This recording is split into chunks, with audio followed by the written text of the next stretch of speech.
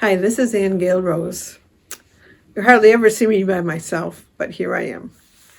I want to tell you of an experience that I've had recently in New Mexico. Ahonu and I went up to visit my son in Santa Fe.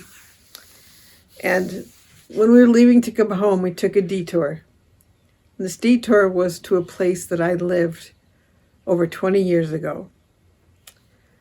It was a place that I had trauma. I experienced some trauma.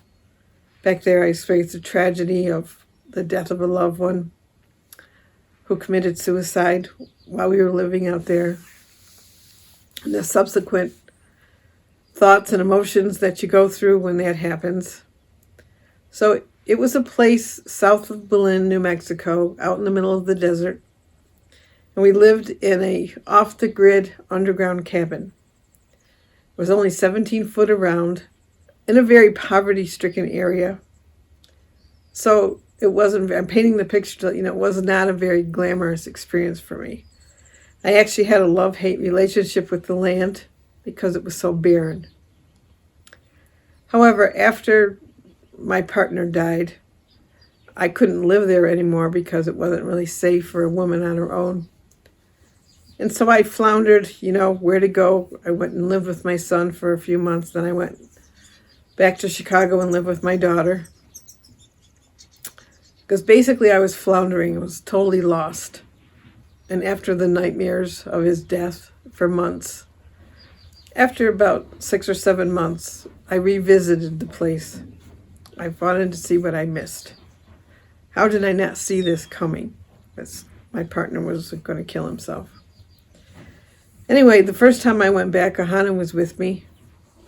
And I could feel the depression from my partner miles away from the cabin. And I was quite surprised by this because I thought to myself, I never really realized how tormented a soul he really was. So I went out there and the place still was really an imprint of sadness for me and desolation. But after I came out of that, I got myself a few books on on that kind of depression and suicide because I never wanted to miss a sign like that again. So anyway, fast forward 20 years, which is what it's been now. And here Ahonu and I were on our way home from Santa Fe. And I had to make a quick decision on, do we continue and take a little detour out to the cabin, which was another hour past Albuquerque, or do we just head on 40 and head home? I was almost just going to leave it, but then I just had this gnawing feeling inside of me that I had to go visit it again. So Ahonu, thankfully being the loving man he is, he took me. And it took us a few minutes to actually find the right road that the cabins were on, because it's just kind of like a rabbit warren of dirt roads off the main highway in through there.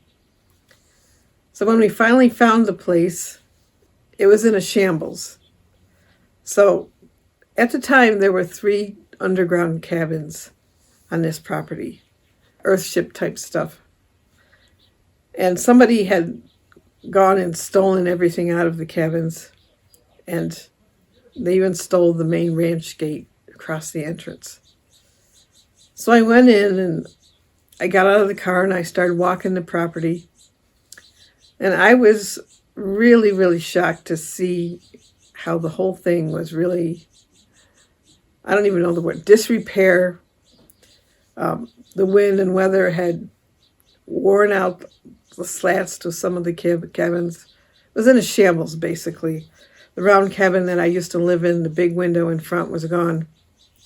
And the entrance where you used to get in was all filled with debris. So we just peeked through the window and it was just dark in there and it had been ransacked completely. The wood-burning stoves were stolen, the mattresses, everything was gone. So I just was really in a state of wonder with myself, trying to remember who was the woman who lived there. Who was I back in that time? And why did I feel the need to come again? I had this feeling of bewilderment, I guess, about it, that I actually lived in a 17-foot round cabin for a couple of years, off the grid, with no running water, no bathroom, no plumbing.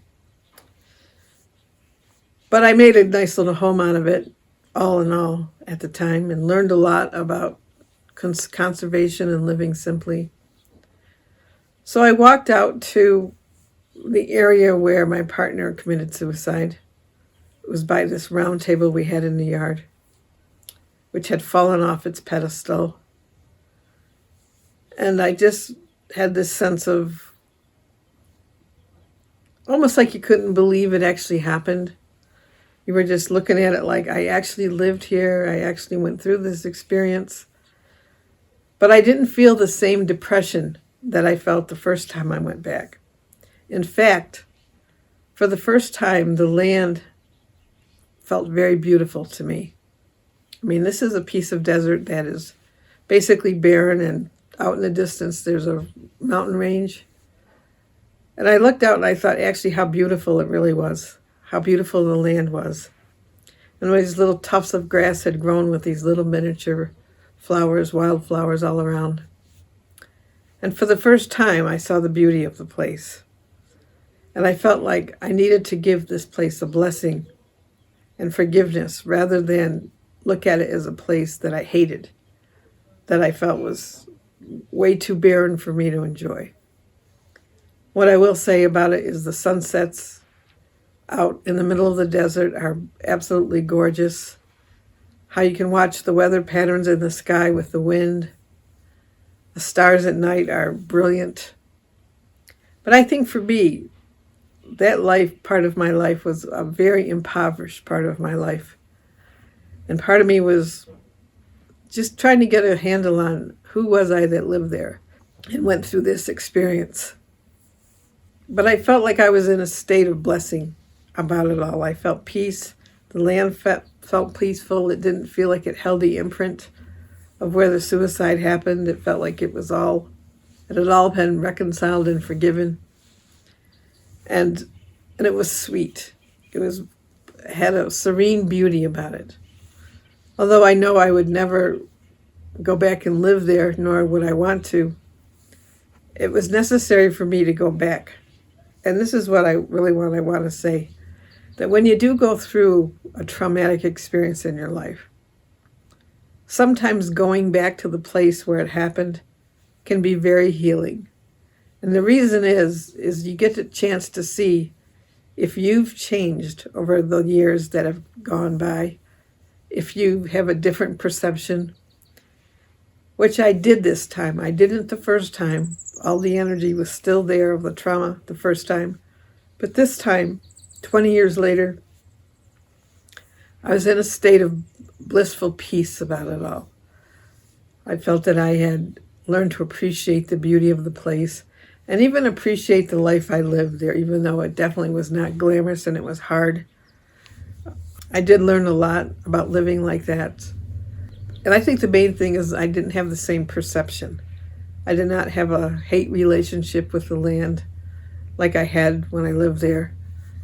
I actually could see its beauty and appreciate its beauty and the mountains around me and the land and the sky. So I just want to say that for me, this was a completion trip. I don't feel I need to go back there again. My son now owns the land. I recommend that he bulldozer all the cabins and just clear the land. But I just want to say there is value in wanting to go back to places where you may have experienced a trauma, to see how you've changed, see how different it may look to you as time goes by. And to me, it's a measure of your healing if you can go back and find peace in a place. So I just wanted to share that experience with you, and I thank my husband for being so willing and patient to always support me in these spontaneous things that I have.